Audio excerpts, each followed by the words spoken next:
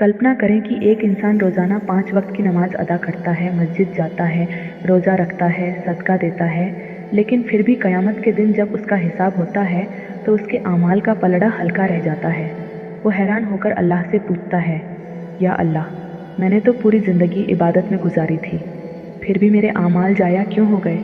अल्लाह की तरफ से जवाब आता है, तूने वाकई नमाज पढ़ी, लेकिन तेरी नमाज तुझे बुराइयों से नहीं रोकती थी। जी हाँ, कुछ ऐसे आमाल हैं जो हमारी नमाज को ज़ाया कर देते हैं और हमें इसका एहसास भी नहीं होता। ये कौन से आमाल हैं और हम इनसे कैसे बच सकते हैं? आज की इस वीडियो में हम उन्हीं 5 बड़े गुनाहों के बारे में जानेंगे जो नमाज के बाद भी हमें अज़ाब में डाल सकते हैं।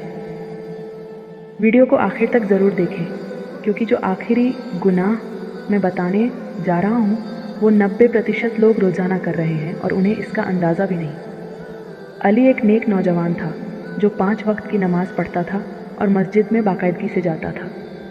उसके मोहल्ले के लोग उसे बहुत अच्छा इंसान समझते थे, लेकिन एक रात उसके साथ ऐसा वाक़या पेश आया जिसने उसकी पूरी ज़िंदगी बदल दी। उस रात अली ने एक अजीब सपना देखा। उसने अपने एक पुराने दोस्त को देखा जो 2 साल पहले इस दुनिया से चला गया था, लेकिन अजीब बात यह थी कि वो बहुत परेशान और अज़ा में मुब्तला नज़र आ रहा था। अली घबराकर बोला, यार, तुम तो एक नेक इंसान थे, नमाज भी पढ़ते थे, फिर भी तुम्हें अज़ाब क्यों हो रहा है? उसके दोस्त की आंखों में आंसू आ गए और उसने कांपती हुई आवाज़ में कहा, अली, मैंने नमाज तो पढ़ी थी, लेकिन मेरी नमाज कबूल नहीं हुई, क्योंकि मैं ऐसी गलतियाँ करता था जो मेरी इबादत को ज़ाया कर देती थी। ये सुनकर अली का दिल दहल गया।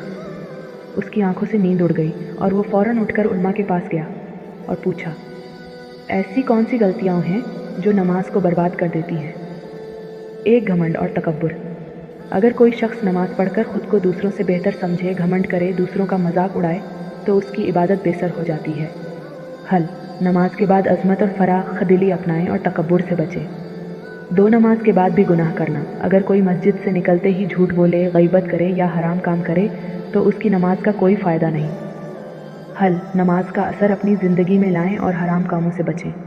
3, दूसरों के हक़ मारना।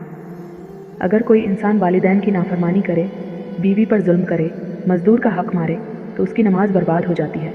हल, हर इंसान का हक़ अदा करे, वरना नमाज भी बेअसर हो सकती है। 4, हराम कमाई।